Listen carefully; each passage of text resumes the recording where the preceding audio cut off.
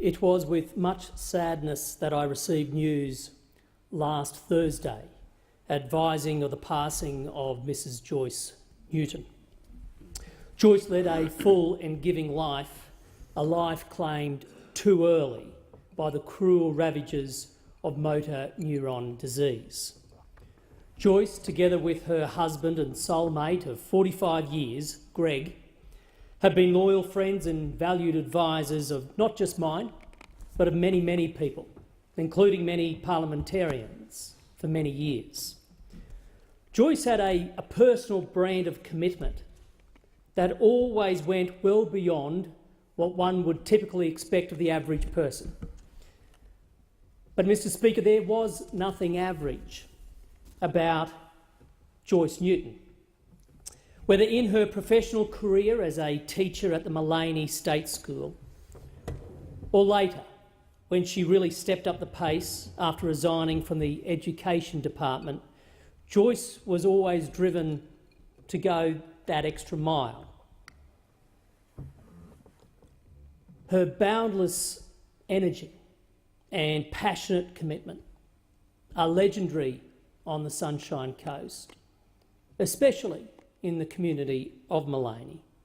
From the swimming pool committee to the Girl Guides, the soccer club, the P&C, the hospital auxiliary, a kindergarten playgroup and the blood bank, they all relied on Joyce for years, as did the National Party and later the Liberal National Party in Queensland. Branch meeting after branch meeting, convention after convention, election after election, Joyce would be there, as always, in the front line, rallying the members and rallying the community. And as a candidate and later as a member of Parliament, I knew that Joyce's views were not only highly informed, but they were ones of great conviction. And so you always listened and took note.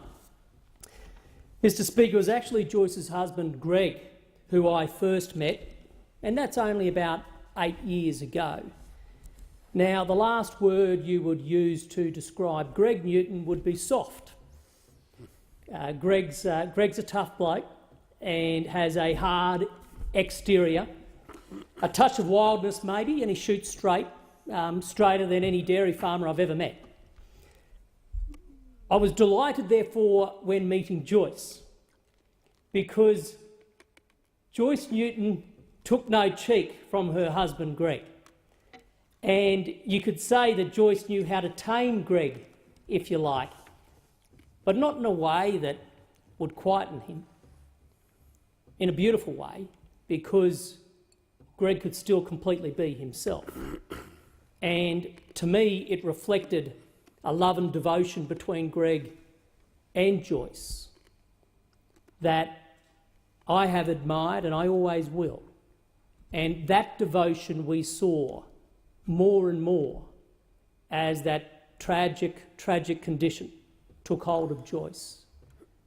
The devotion shown by Greg said it all.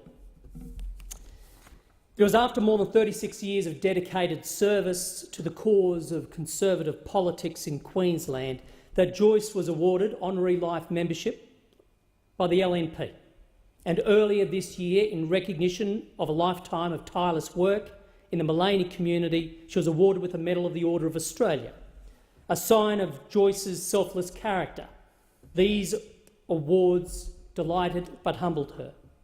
To me, Joyce was a person with enormous experience and a big intellect, yet remained highly inquisitive and keen to learn the views of others. Joyce was a person who fearlessly wore her beliefs on her sleeve, yet she was naturally humble and never sought to be the centre of attention.